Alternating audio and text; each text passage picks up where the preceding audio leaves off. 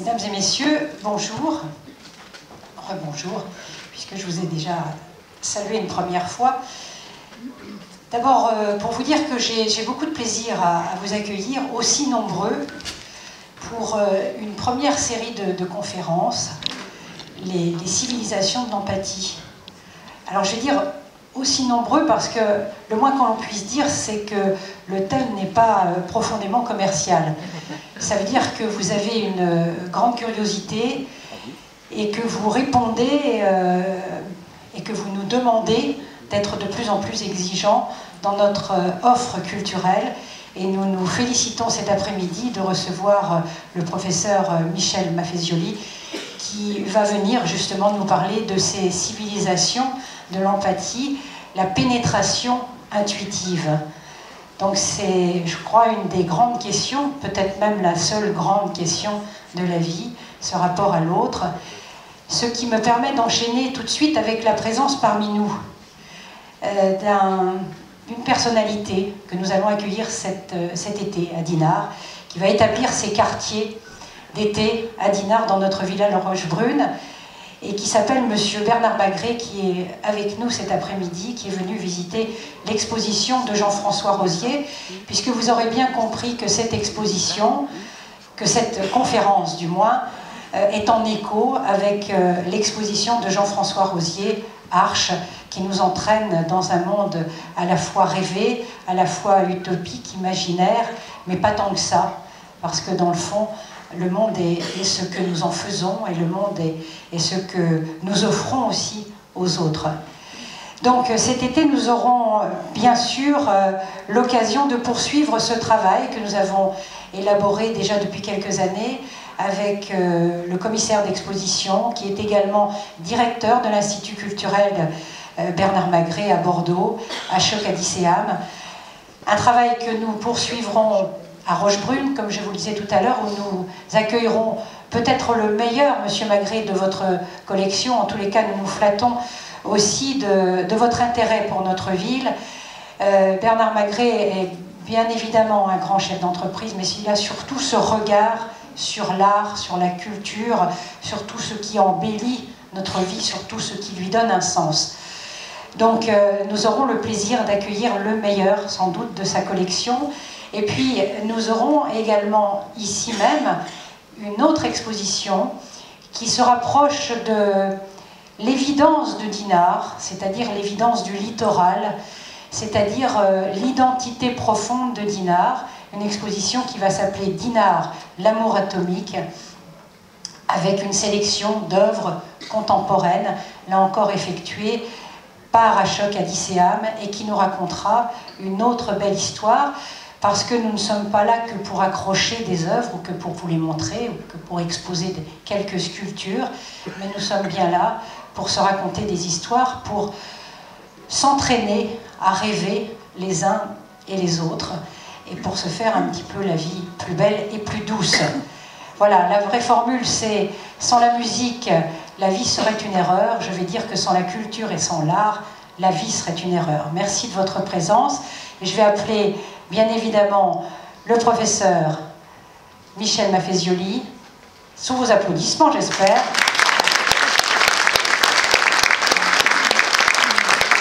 Jean-François Rosier, parce que Jean-François est notre photographe.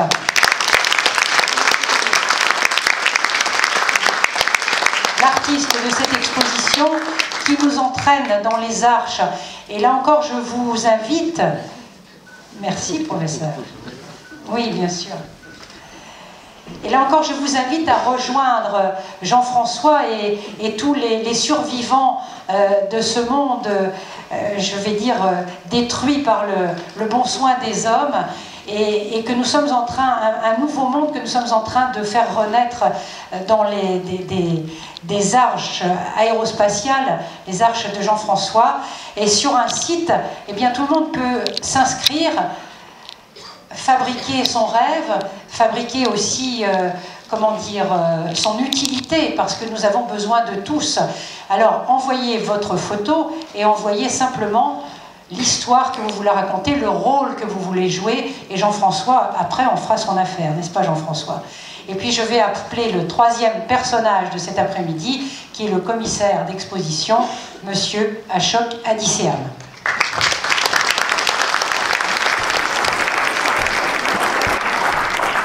Merci. Je vais juste dire un mot qui n'est pas un mot d'introduction, mais de départ, puisque avec M. Magret, on a l'habitude de tous les vendredis à l'Institut culturel Bernard Magret d'introduire ces rencontres qui, pour nous, comme pour vous, Madame Mallet, comme la politique culturelle de cette ville, sont essentielles, sont au cœur des missions de la culture, c'est-à-dire partager du savoir avec les éminents penseurs de notre siècle. C'est un grand honneur pour moi d'être à côté de vous, professeur, et puis partager aussi ce savoir émotionnel qui s'adresse aussi au cerveau émotionnel de nous tous, qui est ce savoir développé par les artistes. J'ai eu la grande chance, et merci à vous, d'avoir été le commissaire de cette exposition, Arche, c'est-à-dire être ce que je fais maintenant, simplement un médiateur entre des œuvres, une pensée, un espace et des gens, et mettre tout ça en marche vers ce que vous appelez l'Arche, vers ce que M. Magret appelle aussi peut-être le divin, ou en tout cas cette capacité à rêver collectivement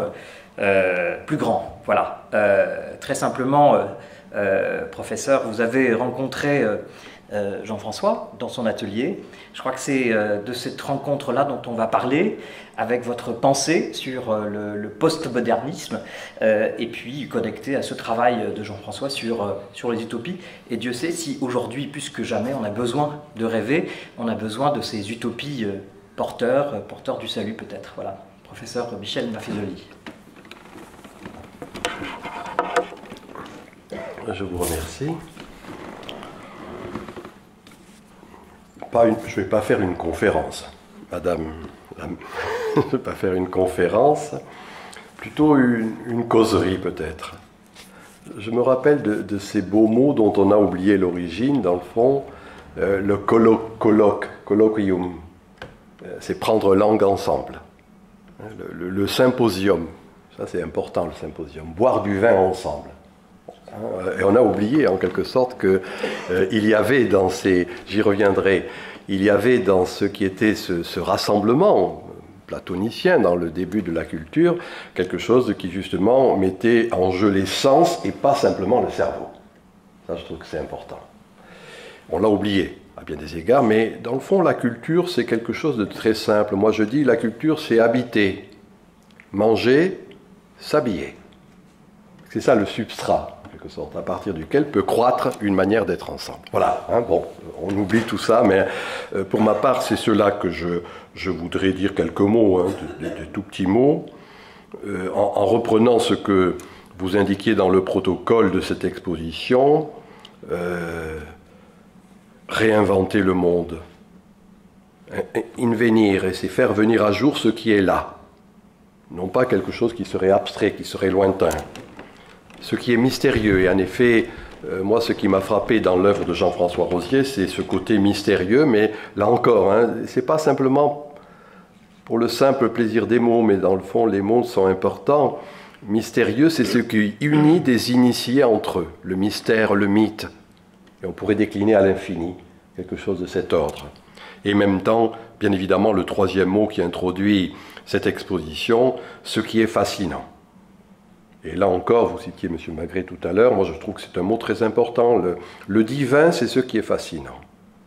Ce qui fait un peu peur aussi d'ailleurs.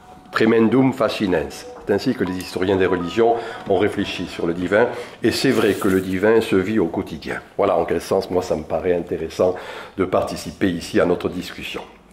Alors vous avez dit, M. Ashok Adisseam, alors commissaire, moi j'ai toujours peur des commissaires, commissaire de l'exposition, puisque c'est le titre qui vous est donné, mais en tout cas, belle... En anglais on dit curator. Ah voilà, c'est mieux, c'est mieux, parce que commissaire, hein, les mots sont un peu embêtants en français là-dessus.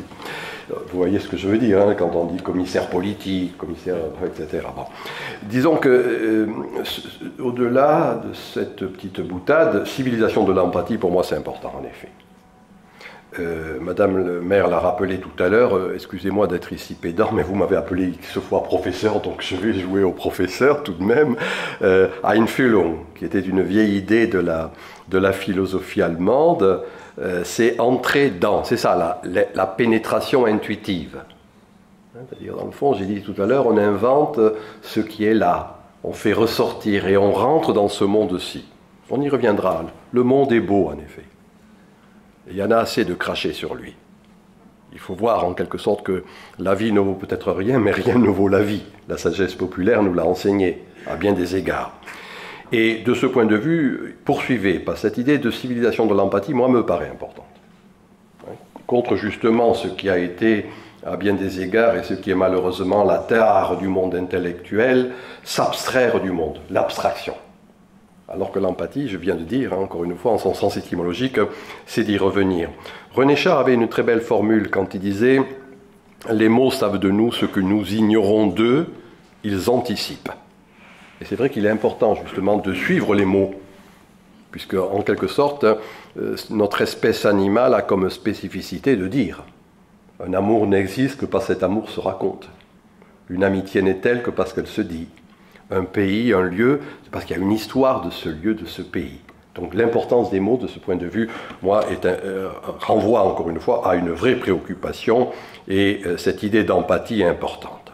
Et je pense que c'est cette vision de l'intérieur qu'exprime bien l'exposition de Jean-François Rosier. Hein, je dis bien, hein, cette intériorité. Là encore une fois, intuition, c'est voir de dedans, intuire. Et qu'il y a là quelque chose qui le fait bien ressortir. Je précise, hein, moi je ne suis pas du tout, je vous prie de m'en excuser, monsieur le commissaire, je ne suis pas du tout critique d'art. Tout simplement, dans le fond, ce que a pu m'inspirer le travail, et je vous donnerai 2 ou 3 éléments là-dessus, très précisément. Et je vous prends à témoin, et vous m'en direz ce que vous en pensez, et vous la verrez, cette exposition, sinon vous l'avez peut-être déjà vue. Même si cela peut paraître prétentieux, de ma part, pas du vôtre, hein, je pense qu'il y a quelque chose qui est en accord avec l'esprit du temps. Hein, ce processus d'accordance. J'ai dit tout à l'heure ce qu'était la culture de mon point de vue, hein, ce soubassement. On pourrait dire aussi, et là c'est ce qui est pour moi important, l'imaginaire, c'est-à-dire s'accorder à un climat. Un grand philosophe du siècle dernier, Hegel, parlait de l'esprit du temps. Et que dans le fond, on est déterminé par cet esprit du temps. L'atmosphère, c'est ça l'imaginaire. Par parenthèse, comme il y a un changement climatique stricto sensu, on peut imaginer qu'il y ait aussi un changement climatique spirituel. Et là, de ce point de vue, une œuvre peut ou pas, d'ailleurs, traduire cet accord avec ce changement climatique. Moi, je pense que c'est le cas. Alors, je donne quelques points, comme ça, hein. Nous en discuterons, hein, puisque je ne sais pas s'il y aura discussion. Mais, dans le fond, le premier point, ce qui frappe, et vous le verrez, c'est, je ne sais pas, nous n'avons pas parlé avec Jean-François Rosier, un côté apocalyptique. Alors moi je précise de suite que l'apocalypse, à l'encontre de la définition que l'on en donne habituellement, en son sens étymologique, c'est révélation. Là encore, quelque chose qui fait ressortir ce que j'appelais ce qui est là. Pour le dire en bref, c'est vrai que ce qu'inspire cette exposition, je dirais, c'est que la fin d'un monde n'est pas la fin du monde. Et qu'il peut y avoir, ça ne nous est pas familier cela, mais qu'il peut y avoir tout à la fois de l'impermanence et de la continuité. Voilà mon idée. Et c'est ça, fondamentalement, l'Apocalypse. En effet, cesse quelque chose auquel nous étions habitués. Et pour tout dire d'ailleurs, pour ma part, et je m'en suis expliqué ailleurs, c'est cela qui est fondamentalement la crise. Elle n'est pas économique, elle n'est pas financière, elle est dans nos têtes. C'est-à-dire une manière que l'on avait de se représenter le monde cesse. Et en même temps, moi pour ma part, je considère, quand on regarde les pratiques juvéniles en particulier, quand on regarde une certaine vitalité artistique, c'est qu'il y a une continuité de la vie. Voilà le premier point, hein, ce que j'appelle apocalyptique, pas dans le sens péjoratif du terme. Encore une fois, dans l'idée même de révélation. Deuxièmement, d'où l'expression magique de cette œuvre. Et là encore, rappelons, hein, vous avez rappelé que pour ma part, je suis un protagoniste de la postmodernité, hein, c'est-à-dire j'essaie de réfléchir sur ce qui est justement à l'état naissant dans nos sociétés, c'est que ce que l'on appelle la modernité, alors soyons clairs, la modernité, c'est ce qui commence avec le XVIIe siècle, le cartésianisme, ce qui, à mon avis, s'achève à la moitié du XXe siècle. Et maintenant, il est commun de dire modernité, moderne, etc., alors qu'on ne comprend rien. C'est plus de la modernité. Il y a de la post, il y a d'autres valeurs qui arrivent. En tout cas, ce qui a caractérisé la modernité, ben, c'est justement, et cela a été dit par des bons esprits, c'est comment, en quelque sorte, la technique avait véritablement désenchanté le monde. C'est Max Weber qui est un des protagonistes de cette analyse, sociologue, économiste, juriste, qui montrait que ce qui s'était initié avec les temps modernes, c'était ce qu'il appelait la rationalisation généralisée de l'existence. Tout est soumis à raison, tout doit donner ses raisons. Et que tel un rouleau compresseur, ce rationalisme avait en quelque sorte, c'est l'expression qui était la sienne, désenchanté le monde, c'est-à-dire évacuer tous ces côtés charmeurs, charmants qui peuplaient nos villes et nos campagnes. Et dans le fond, c'est ce à quoi aboutit cette modernité, où dans le fond, il y a un désenchantement par rapport aux autres, par rapport à la nature, voire par rapport à soi-même, là encore, la crise. Quelque chose, encore une fois, qui fait qu'il n'y a plus envie d'être là, pour dire les choses simplement. Or, moi, ce qui me paraît important, et on peut le voir d'une manière théorique, moi je pense qu'on le voit justement dans l'œuvre de Jean-François Rosier, dans cette exposition, disons-le tout net, un réenchantement du monde. Réenchantement du monde qui, de fait, à l'encontre de ce que je viens d'indiquer, va de pair avec le développement technologique. C'est cette conjonction, moi, qui me paraît importante. C'est-à-dire non pas nier, encore une fois, l'apport de la technologie sous ses diverses formes, mais au contraire, eh bien, voir en quelque sorte les potentialités. Alors si je puis me permettre là une petite nuance sémantique, là encore on joue sur la nuance. Ce désenchantement du monde, cette rationalisation à tout crin de notre vie quotidienne, avait reposé sur la prévalence de la réalité. Regardez comment, quand on parle d'un principe de réalité. Un principe de réalité, c'est un principe de réalité économique, politique, social, ce que l'on va dire très souvent aux jeunes. Bon, tu peux rêver, mais il y a le principe de réalité. Tu peux avoir envie de faire telle ou telle étude, fais d'abord ton droit. Enfin, vous voyez, on pourrait trouver des quantités d'expressions de cet ordre qui reposent sur cette idée du principe de réalité. Et que dans le fond, ce principe de réalité nous a fait passer à côté de quelque chose de bien plus riche, qui est le réel. Le réel est gros d'autre chose que le principe de réalité n'a plus. Le réel, c'est gros du rêve. C'est gros du ludique, c'est gros du festif. Et je dirais que cette expression, je l'ai vue sous votre plume, c'est réenchanter le réel. Et de fait, réenchanter le réel, bien, c'est introduire véritablement, encore une fois, ce que par efficacité on avait laissé de côté. Un bel esprit, un historien américain des sciences et des techniques qui s'appelle Thomas Kuhn, avait montré que ce qui a fait la performativité du modèle occidental à partir du XVIIe siècle, c'est qu'il avait suivi la voie droite de la raison, via recta, droit au but. Et que pour aller droit au but, on avait laissé sur le bord de la route toute une série, dit-il encore en latin, d'impedimenta inutiles, des bagages qui alourdissaient la marche. C'était le rêve, c'était justement le festif, c'était l'onirique sous ses diverses modulations. On a été droit au but. Parfois droit dans le mur. Et à mon avis, on est en train de reprendre ces bagages qu'on a laissés sur le bord de la route. Et de ce point de vue, moi, ce que je lis dans l'œuvre de Jean-François Rosier, ben, c'est justement ce réenchantement, c'est-à-dire cette nécessité, cette capacité, cette nécessité de reprendre ces bagages, je dis bien, que l'on avait laissés de côté. Disons-le tout net, rendre visible la force invisible dans l'œuvre du réel. C'est invisible, c'est clair. Mais il n'en reste pas moins qu'il y a une force là, et il faut savoir l'exprimer, dans le sens simple du terme, comme on exprime le jus d'une orange, comme on le fait ressortir. Et dans le fond, une œuvre a cette fonction. La création, c'est faire ressortir, encore une fois, cette dimension invisible. Alors comment cela s'exprime-t-il? Je vous dis, moi je vous donne mon impression, j'ai dit. Ça n'épuise rien de cette exposition, et vous verrez si cela correspond à ce que vous-même vous pouvez ressentir. Mais ce qui me frappe, c'est cette dimension baroque. Autant la modernité a reposé sur le classique, le classicisme. Et le classicisme, dans le fond, c'est l'angle droit. Les historiens de religion, de l'art, le montrent bien. Cela, d'ailleurs, d'un point de vue architectural, va reposer essentiellement sur ce que va être le Bauhaus en Allemagne, le Corbusier en France, c'est-à-dire une fonctionnalité réduite à minima, où l'esthétique est mise de côté. C'est ça le modernisme. Et c'est là contre que le postmodernisme architectural va s'opposer justement en introduisant une dimension baroque, c'est-à-dire dans le fond faire en quelque sorte que les divers éléments constitutifs du réel s'ajustent, rentrent en cohérence, en connexion. Quand les architectes postmodernistes veulent créer de cette architecture, ils vont faire un linteau baroque, une porte gothique, une fenêtre romane, peu importe. Vous voyez, quelque chose qui va en quelque sorte conjoindre ce que dans notre, par efficacité, soyons clairs, dans notre fonctionnalisme moderne, on avait séparé. Et là, moi, je dirais qu'il y a retour de ce baroque. Je rappelle un historien espagnol de l'art de l'entre-deux-guerres, Regne d'Ors, qui a écrit un splendide livre qui s'appelle « Du baroque ».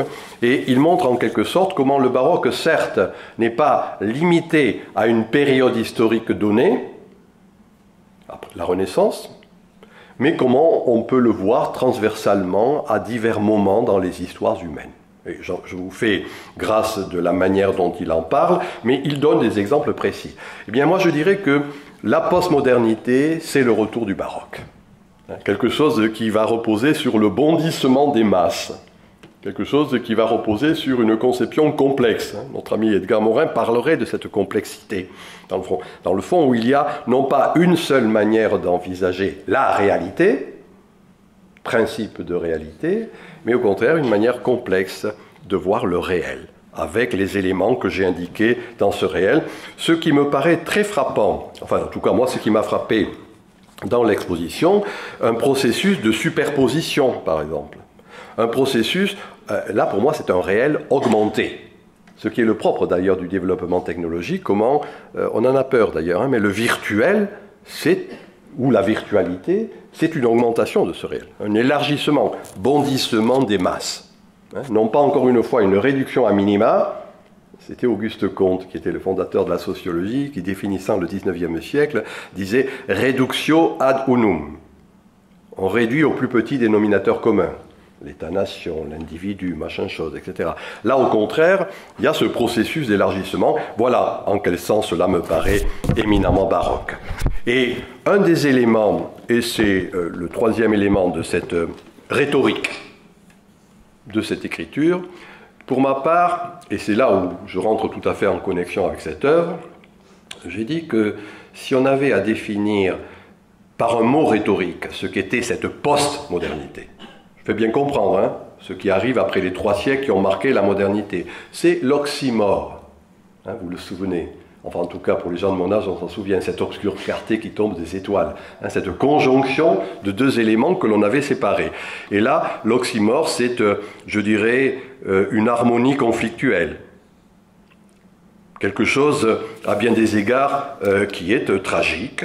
Quelque chose qui repose sur la tension. Et c'était un mot que j'avais relevé de Madame Le Maire quand elle parle dans le catalogue, n'est-ce pas, de la tension, je cite ici, inhérente à la nature et à la condition humaine. Belle phrase. Cette idée de tension. On l'a oublié. La tension, dans le fond, je le dis en termes un peu sophistiqués, c'est une logique que l'on appelle contradictorielle. Alors, le contradictoriel, c'est un contraire qui ne se dépasse pas en synthèse. Nous sommes habitués à faire, comme M. Jourdain fait de la prose sans le savoir, de la dialectique, thèse, antithèse, synthèse. Là, le contradictoriel, c'est qu'on maintient les éléments différentiels les uns à côté des autres, et que c'est cela qui assure la solidité du tout. Un exemple, la voûte de la cathédrale gothique repose sur la tension des pierres les unes contre les autres. C'est cette tension, c'est ça l'harmonie conflictuelle. Les lames de la barrique font la tension c'est sur cette tension que la barrique est ce qu'elle est, et donne le vin que l'on sait. Donc c'est ça le contradictoriel, vous voyez, quelque chose qui fait que, dans notre logique, A versus non-A. A ne peut pas être non-A. Eh bien moi je dis si, il peut y avoir A et non-A en même temps. Et donc on traduit cela par cette idée, encore une fois, contradictorielle. Soyons clairs quand même, hein. C'est du tragique ça. Il n'y a pas du dépassement de la tension, il y a le maintien de la tension. Et c'est autre chose que le dramatique auquel nous étions habitués, qui va culminer dans l'œuvre marxienne ou marxiste, qui est résolution, résolution. Non, on est dans un moment où on ne résout pas, où il n'y a pas forcément de solution. Et il faut vivre, bien évidemment, avec cette tension. Et du coup, c'est ce qui me paraît, là encore, hein, je maintiens comment je réfléchis ou je réagis à cette œuvre, l'intégration de la fantaisie, des fantasmes, de la fantasmagorie, du fantastique, etc., etc. Voilà, on l'avait évacué, on les avait éloignés. Et on voit bien que dans le fond, c'est cela qui nous renvoie, je dirais, cette expression que je vais dire, dit-on, n'est pas un mot français, mais il me plaît, donc je le dis, l'entièreté de l'être. C'est-à-dire quelque chose qui, dans le fond, fait que tout à la fois, on est ceci et cela. Il y a de la raison, il y a des sens. Il y a des éléments de cet ordre qui, à bien des égards, que l'on avait évacués, que l'on avait dénié. Pour ma part, je dirais que c'est ça l'humanisme intégral. Reconnaître qu'il y a de l'humus dans l'humain. Et avoir l'humilité de reconnaître cet humus dans l'humain, si je poursuis une phrase sémantique. Quelque chose de cet ordre qui me paraît important. Alors c'est là où, dans le fond, il y a discussion. Moi, je ne crois pas, et j'ai peur, des utopies majuscules. Je rappelle, dans le fond, que le XXe siècle a bien montré que toutes ces utopies étaient le fourrier de tous les totalitarismes, que ce soit le totalitarisme communiste ou le totalitarisme nazi, qui, l'un et l'autre, étaient des utopies. Et on a bien vu comment, en quelque sorte, vouloir ce que serait la société parfaite, ce qu'elle devrait être, ce qu'elle pourrait être, ce qu'on aimerait qu'elle soit, ne nous permet pas d'apprécier, c'est-à-dire dans le sens simple du terme, de donner son prix à ce qui est. Donc j'ai peur des utopies. Et les gens de ma génération le savent. Par contre, existe, et quand je discute avec mes chercheurs ou avec mes étudiants, je me rends compte que c'est important, ce que j'appellerais des utopies interstitielles. Non pas quelque chose, encore une fois, de ce qui devrait être, mais comment disons-le à la manière de Lévi-Strauss, comment on bricole, comment en quelque sorte on fait un certain nombre de bricolages, et ce d'une manière concrète. Et là, vous le verrez dans cette exposition, je vous prie de m'excuser, il y a du bricolage, dans le sens lévi-straussien du terme, pas dans le sens forcément vulgaire du terme, c'est-à-dire dans le sens, encore une fois, tout à l'heure je vous écoutais, tous ces éléments existent. Tous. Alors après, comment on les combine, c'est une constellation, c'est une composition, ce qu'on veut, mais disons que c'est ça que vous voyez cette idée concrète. Là encore, excusez-moi, mais l'étymologie du mot concret est intéressante. Cum crescere, croître avec. C'est-à-dire il y a un processus de réversibilité. J'en suis de cela même que je décris et que je montre, d'une certaine manière, monstrer. Et je dirais que c'est dans cette dimension enracinée, vécue, qu'il y a, là encore, l'empathie. L'empathie, elle est là. Je disais tout à l'heure, non plus une pensée, non plus une œuvre qui s'abstrait du monde, mais qui est, de part en part, et n'ayant pas peur du terme, mondaine, de ce monde-ci. Voilà, en quelque sorte, pour moi, ce qui me paraît l'empathie. Alors là, encore un mot, je ne vais pas vous embêter longtemps, mais c'est ce qui me paraît, qui renvoie, et moi c'est un de mes leitmotifs aussi, à quelque chose qui est de l'ordre de la radicalité. Être radical. Pourquoi je dis ça? Parce qu'habituellement, on nous a appris à être critique. La critique, dans le fond, c'est l'attitude censément de l'intellectuel, par exemple. Ou ce que l'on apprend dans nos écoles, c'est de développer l'esprit critique. Or, si on est fidèle à ce que cela signifie, l'esprit critique, c'est dans le fond, en grec, krinein, c'est le trébuchet du juge. On soupèse et on trébuchet, la balance. Et on retient ce que l'on doit retenir et on rejette le reste. Et dans le fond, on est resté, en particulier en France, dans une attitude critique vis-à-vis de ce qui est, j'ai bien dit, en fonction de ce qui devrait être, ou de ce qu'on aimerait qu'il soit. Alors que la radicalité est quelque chose de plus riche à mon sens.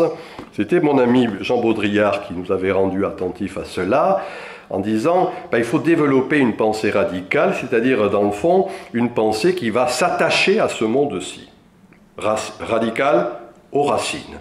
Et ce terme que propose Jean-François Rosier sur le rétrofuturisme, oui, c'est-à-dire, dans le fond, alors je ne sais pas ce que vous avez voulu mettre derrière, mais enfin en tout cas quelque chose qui, de mon point de vue, renvoie à cette nécessité des racines et en même temps qui permet de dire qu'il y a véritablement une manière de futur. Moi j'avais dit enracinement dynamique, c'est-à-dire comment il y a croissance, développement dans le sens simple du terme qu'à partir de ces racines. Un de mon petit dieu chéri, c'est Dionysos.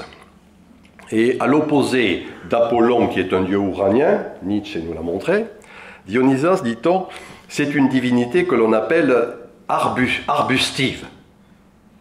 C'est-à-dire, ou encore dit-on, une divinité chtonienne. Chtonos, c'est la terre. Autochtone, quand on est autochtone, c'est qu'on est de cette terre-ci. Donc une divinité chtonienne, c'est-à-dire, encore une fois, qui est de l'ordre de l'enracinement.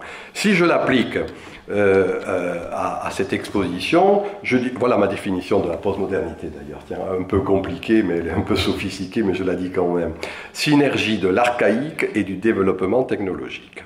Synergie, c'est-à-dire démultiplication des effets, arché, ce qui est fondamental, ce qui est premier, et développement technologique. Et on a là la conjonction, à mon sens, de cette exposition, et qui, de ce point de vue, renvoie bien à l'acceptation de ces racines. Voilà la radicalité. Voilà ce qui est, disons-le encore sous forme d'oxymore, une transcendance immanente. Pour moi, c'est cela, un divin qui s'enracine dans la terre. Non pas une transcendance lointaine, que ce soit une cité de Dieu ou la société parfaite marxienne, mais au contraire, quelque chose qui fait qu'on est le fruit de cette terre, enraciné, autochtone, chtonien, donc d'où la figure de Dionysos. Comment cela s'exprime-t-il ? Et là encore, c'est un élément, vérifiez-le dans l'exposition. Alors, acceptation de l'animalité. Je pense que le grand malheur du XXe siècle, c'est que l'on a refusé cette animalité de l'animal humain. Et que c'est le refus de l'animalité qui a conduit tout droit à la bestialité. La bestialité des camps. La bestialité que l'on sait et dont le XIXe siècle n'est pas avare. Alors que, dans le fond, l'acceptation de l'animalité, c'est une homéopathisation de cette animalité. Une homéopathisation de nos instincts, de nos excès multiples et divers. C'était la vieille idée, la bonne sagesse aristotélicienne, la catharsis. Il vaut mieux le reconnaître et s'en purger plutôt que le dénier, et cela devient pervers. C'était le rôle, ne l'oublions pas, du bestiaire dans les cathédrales. Dans le fond, quand on voyait ce bestiaire, c'était pour rappeler qu'il y avait du monstre en nous aussi, et qu'il valait mieux le voir et dès lors s'en purger. Et je pense que de diverses manières, alors on commence par les gorilles tout à l'heure, en rentrant, mais régulièrement on voit bien sûr cette animalité, je dis bien manière de purger et d'éviter la bestialité. J'insiste bien, là encore, c'est quelque chose qui est de l'ordre de l'humanisme, et c'est cela qui renvoie pour moi à cette radicalité. Léon Bloy avait une très belle expression, il disait « le prophète », c'est celui qui se souvient de l'avenir. Paradoxe.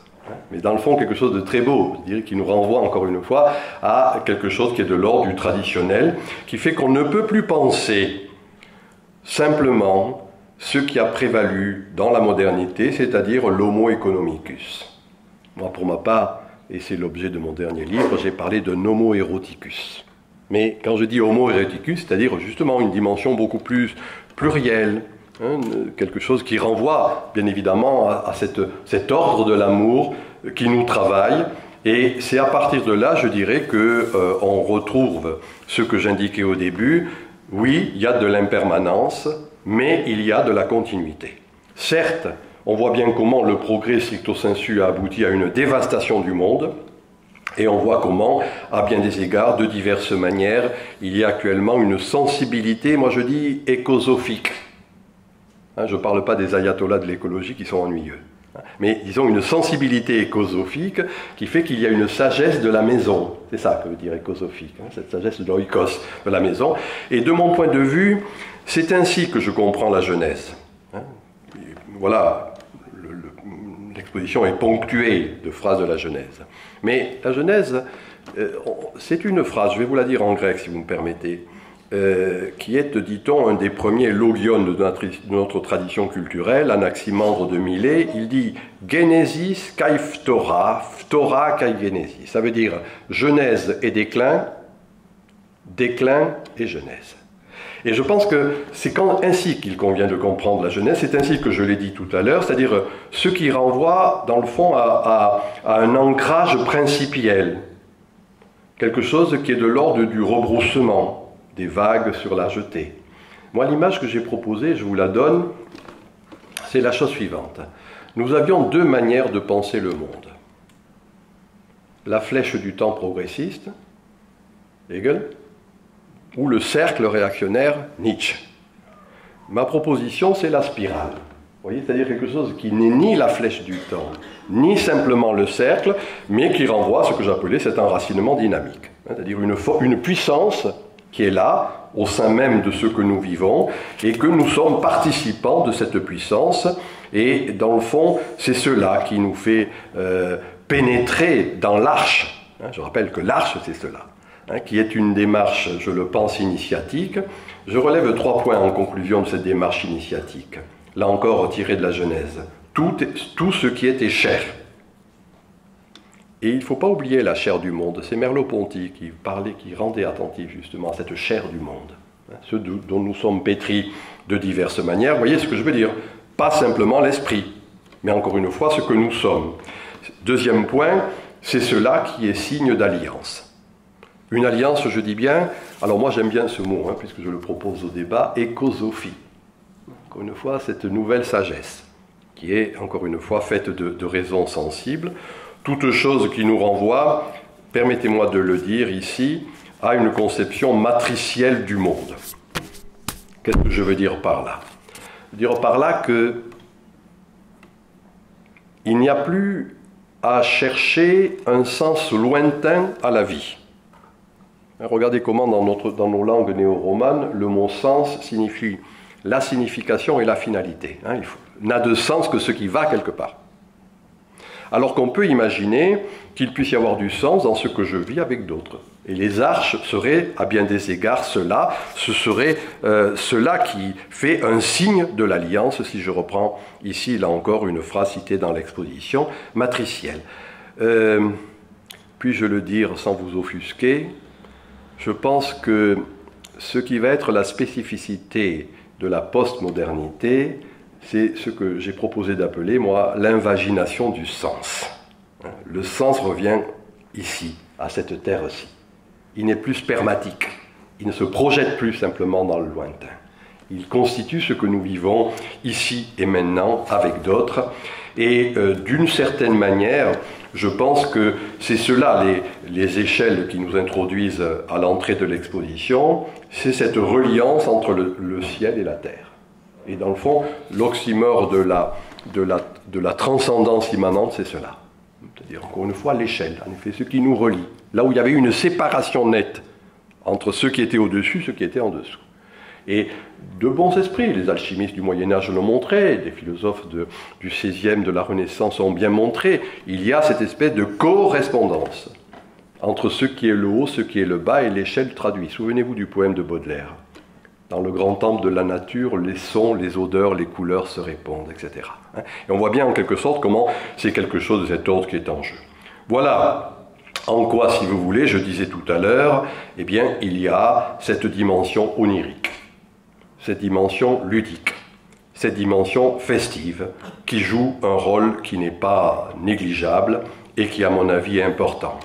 On a pu dire, et je m'en suis expliqué en reprenant une idée d'Durkheim, chaque époque a une figure emblématique, un totem autour duquel on se retrouve. Et ce qui a caractérisé la figure emblématique de la modernité, c'est l'adulte sérieux, rationnel, producteur et reproducteur. On voit de diverses manières revenir, ce qui a existé en d'autres époques d'ailleurs, une autre figure qu'on appelle le mythe du puer aeternus, l'enfant éternel. Et je dirais que toutes ces dimensions que je viens ici de dire, ce qui à mon avis traverse tel un fil rouge cette exposition, c'est bien l'enfant éternel, cet émerveillement de l'enfant, vis-à-vis encore une fois de ce qui, je répète ce que vous avez dit vous-même au début, est mystérieux, ce qui est fascinant, c'est-à-dire en fait ce qui m'unit avec d'autres et ce qui à bien des égards me fascine. Et je pense que c'est à partir de là qu'il faut, dans le fond, cesser d'avoir cette conception qui est dominante dans l'intelligentsia, la misère du monde, des esprits grognons, grincheux, kakoshim, qui ont des mauvaises humeurs, dans le sens strict du terme. Et dans le fond, revenons à une idée simple, le monde est beau. Léon Bloy le disait, tout est admirable. Et de mon point de vue, c'est ce que je vois dans cette exposition. Je vous remercie.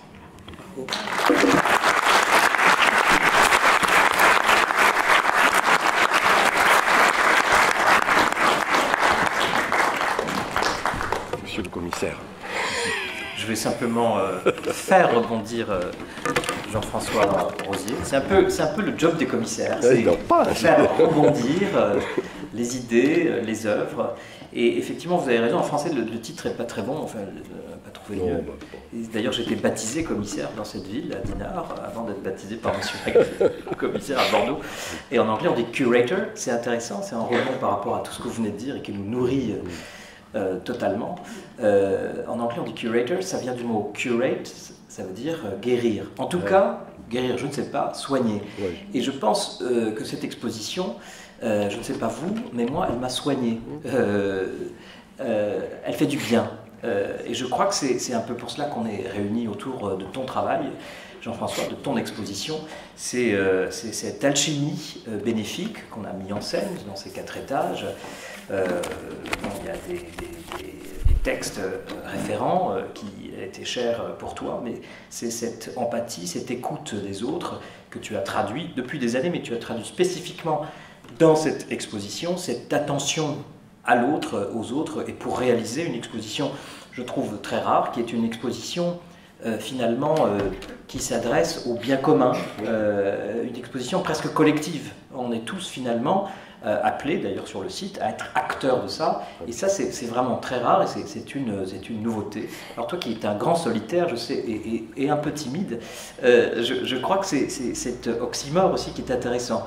Comment un artiste solitaire dans son atelier, qui fait des voyages avec ses appareils photo, arrive à produire cette exposition qui s'adresse à tous et qui a des milliers de clichés, des milliers de personnes qui sont représentées et invitées dans cette arche. Voilà.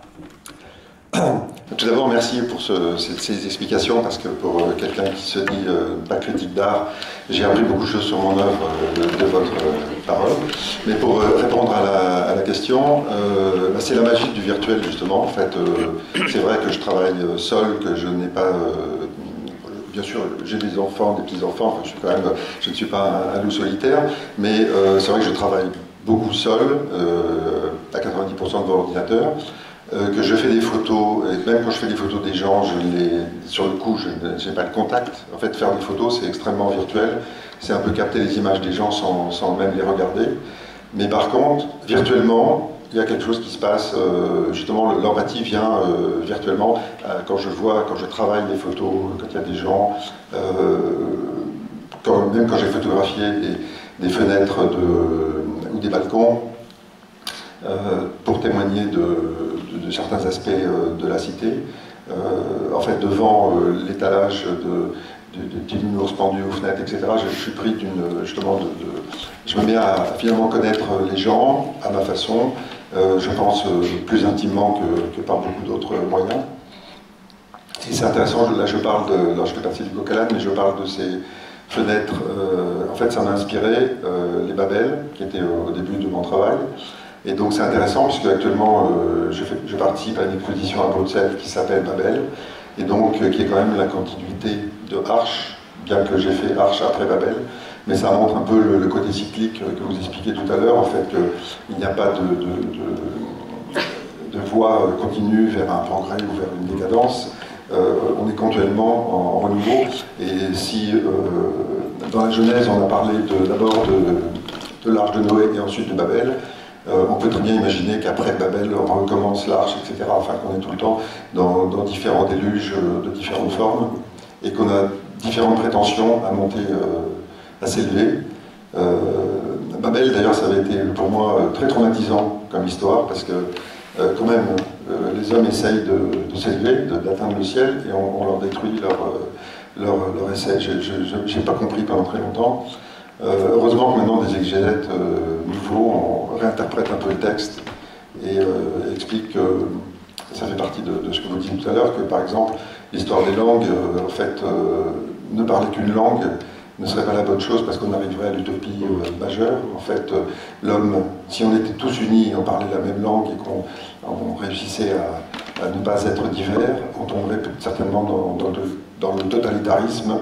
Et en tout cas, si on s'engage dans la mauvaise voie, c'est foutu. Alors que la diversité permet au moins de rattraper le mal, de naviguer. C'est ça l'interprétation de Babel actuellement. Un exégète me parlait de ça. C'est une récupération encore. Certainement, c'est tout à fait, je ne sais pas. Mais elle n'est pas mauvaise, elle n'est pas mauvaise. Non, c'est vrai, Oui. Bon, il y a aussi la possibilité de poser des questions pour engager cette conversation à laquelle vous nous avez invités. Bien sûr, avec plaisir. Conversation. Colloquium. Absolument. Ou symposium. À symposium, il n'y a pas de vin. On n'a que de l'eau. Maintenant, madame ma mère, je suis sûr que vous refusez de mettre du vin à table. Vous n'avez plus le droit, n'est-ce pas? Je suis certain que... Actuellement, dans l'asepsie générale... Vous voulez dire avant, M. Magret? Justement, photographie veut dire écrire avec la lumière. C'est l'origine du mot. Et justement, il y a énormément de textes dans vos images, du moins c'est ce que j'ai pu voir, parce que je n'ai pas vu complètement l'exposition, donc je vais y revenir tout à l'heure. Mais ce qui est magique aussi, il ne faut pas oublier que la photographie, qui quelque part a été pour donner plus de réalité à ses origines, était justement quelque chose de totalement révélateur pour les mondes invisibles. Il y a d'abord dans chaque photographe, il y a une vision, et ce n'est pas la même que celui de l'autre photographe.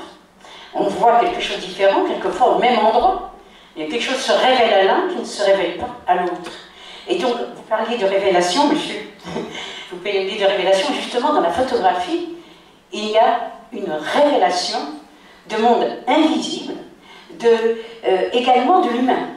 Quand on fait des portraits, il est évident que ce qui est plus important, enfin moi je photographie aussi, donc je vais vous le dire, ce qui est très important, c'est aussi important ce que l'homme, votre modèle, désire qu'on voit de lui, c'est peut-être même ça qui est le plus important, que ce qu'on peut lui surprendre ou lui voler. Donc moi ce que j'aime dans votre position de photographe, c'est que vous ne désirez pas voler des images, justement. Là je viens encore de ça. Je pense qu'au contraire, vous voulez aller derrière le miroir. Et je pense que c'est très important pour vous, donc en cela, vous faites aussi une œuvre de poète. Je voulais vous le dire. Merci. Et puisque vous parlez de magie, de révélation, c'est vrai que moi, ma vocation de la photo est née très très jeune. J'avais 12 ans et j'ai un oncle qui faisait de la photo, donc à cette époque, il n'y avait pas de laboratoire couleur, etc. On faisait des photos noir et blanc qu'on développait dans sa chambre noire soi-même. Et cet oncle m'avait invité à développer des photos. Et la première photo qui s'est révélée, donc pas dans la chambre noire, mais dans la chambre rouge, donc sur l'éclairage inactinique, c'était un portrait. Et de voir apparaître cette image dans la cuve, c'était un tour de magie. Enfin, c'était vraiment quelque chose d'absolument une révélation, enfin, quelque chose d'extraordinaire. Et c'est vrai qu'il m'est resté dans ce besoin de faire ce travail. Ce désir de faire de la magie, en fait, donc pas de la magie, plutôt de la prestidigitation. Et en fait, le travail numérique, c'est un travail de prestidigitateur. En fait, on fausse, enfin, on travaille, on bricole le réel pour en faire une image de rêve. Et le grand plaisir, c'est que le spectateur ne sache pas comme dans un tour de précipitation, on sait que c'est faux, mais on ne sait pas où commence le tour. Enfin, qu'est-ce qu'il y a de, quelle est la part de réel et de faux. La frontière est invisible. Je voudrais avoir l'honneur de poser la dernière question, si vous me permettez, à vous deux, à la fois à vous, professeur Maffezoli, et à toi, Jean-François, justement sur l'image et sur le statut de l'image. On est dans une société de l'image, de la surinformation, de la surimage, et ton travail procède comme ça, d'une manière assez subversive, je dois dire, de la prolifération, de l'assemblage, de l'hyperphoto, de ce que tu appelais l'hyperphoto quand tu l'as inventé. Alors, est-ce que c'est un travail iconoclaste, ou finalement, je ne sais pas si on le dit comme ça, professeur, iconophobe, c'est-à-dire à l'encontre de l'image, pour inviter justement à ce que vous appeliez le fort intérieur, je ne sais pas si vous l'appelez comme ça, mais ce que vous voulez dire, l'intériorité, l'empathie, l'intuition. Est-ce que c'est un travail d'amour des images, ou alors, à l'inverse, une manière finalement de subvertir par le nombre les images? Professeur. Oui, je vais d'abord parler un peu du baratin, puis après vous direz les choses sérieuses dans un instant. Et après tout, c'est vous qui êtes l'artiste. Non, c'est vrai que la tradition moderne, dans le sens que j'ai dit, est une tradition iconoclaste. Casse l'image. D'ailleurs, c'est des racines très anciennes. Dans l'Ancien Testament, il ne faut pas l'oublier, les prophètes luttent contre les hauts lieux, là où il y a des cultes autour des icônes et des images. Parce que l'icône, l'image, suscite les sens. Et saint Augustin ponctue en disant « Il ne faut adorer Dieu qu'en esprit et en vérité ». Et donc, par après, tout au long des siècles, nous en avons parlé ce matin, il y a cette lutte constante contre l'icône et l'image. Je donne deux petits exemples que nous connaissons sans bien y faire attention. Descartes va dire que l'image, c'est ce qui ne permet pas le bon fonctionnement du cerveau. C'est la folle du logis, l'imagination. Et en 1936 encore, Sartre, dans son livre sur l'imagination, condamne l'image comme étant quelque chose qui est nocif, qui ne permet pas, encore une fois, le bon fonctionnement du cerveau. Donc il y a cette vieille tradition iconoclastique qui a culminé avec la tradition protestante, bien évidemment, mais qui par après s'est diffusée, s'est profanisée. Hein. On avait toujours une méfiance. Pour les gens de ma génération, on avait peur de la réclame, dire la publicité. Alors, voilà, d'où l'on vient. Diagnostic. Pronostic. C'est qu'il y a une rébellion de l'imaginaire. Alors, c'est en effet les bandes dessinées, c'est en effet les vidéogames, c'est quelque chose qui fait que ce que l'on avait sur la longue durée constamment brisé, eh bien, devient au contraire une réalité. Nos jeunes générations fonctionnent là-dessus. Et il faut l'accompagner. Alors, le mot que l'on dit, moi, le mot que j'ai proposé, ce sont des sociétés iconophiles. Hein, qui rejouent. Alors, qu'est-ce que c'est que l'iconophilie? C'est ce qui rejoue une tradition païenne.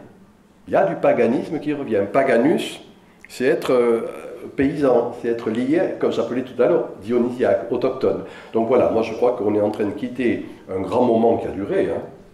Il faut toujours voir sur la longue durée. 2000 ans de temps où on a cassé l'image, et on voit revenir cette image. Alors comme toujours, quand c'est quelque chose de cet ordre, il faut savoir accompagner le mouvement. Parce que ce que je viens de dire, c'est pour le meilleur et pour le pire. Et c'est un grand philosophe, Walter Benjamin, disait « Chaque époque rêve la suivante ». Il faut savoir accompagner ce rêve pour que ça ne devienne pas un cauchemar. Voilà. Et donc moi je pense qu'il y a un retour de l'image. Notre travail à nous, c'est d'accompagner. Et là, de ce point de vue, je considère qu'une œuvre comme celle de Jean-François Rosier participe de cette initiation. Il nous réapprend à aimer cette image qui est co-structurelle de ce que nous sommes, de ce que j'ai appelé l'entièreté de l'être, en effet. Voilà, ma réponse, alors je vais plutôt parler de ma motivation, donc si c'est iconoclaste ou iconophile, je dirais plutôt, donc je suis photographe depuis, j'expliquais, depuis plus de 30 ans, et donc j'ai fait avant de faire ce travail, des dizaines de milliers de photos, et ça s'est accéléré avec le numérique, où maintenant on produit des photos, c'est l'art le plus populaire, en fait, le plus partagé. Et c'est du respect, en fait, c'est le respect pour la photographie qui m'a fait faire ça. C'est-à-dire quand ça devenait trop facile et trop envahissant, c'est-à-dire cette accumulation de photos auxquelles on est soumis et qu'on fait et qu'on ne regardera pas parce qu'il y en a trop, enfin cette espèce de... J'ai eu envie de recentrer, de me reconcentrer, concentrer. Et donc, le but au départ, c'était non plus de faire des photographies ou des hyperphotographies, c'est d'en faire une. Et je pense qu'à chaque fois que je fais une nouvelle image, ça devrait être l'image avec un grand I absolu. Bien sûr, une fois qu'elle est finie, je passe à l'autre, à une suivante, mais j'ai toujours cette idée que ça sera l'image absolue, après laquelle j'ai pas besoin d'en voir d'autres. Voilà, enfin, c'est peut-être très prétentieux ce que je dis, mais vous voyez ce que je cherche pas à faire le chef-d'œuvre, mais pour moi, j'ai besoin que ce soit une image qui m'évite d'en regarder des milliers sans les regarder, enfin d'en voir des milliers sans les regarder. Est-ce que je peux dire un verbe encore? Un verbe. Regarder, on l'oublie trop souvent, c'est garder, à nouveau. Et c'est garder le monde tel qu'il est. Merci beaucoup. On peut les applaudir. Madame Hébert.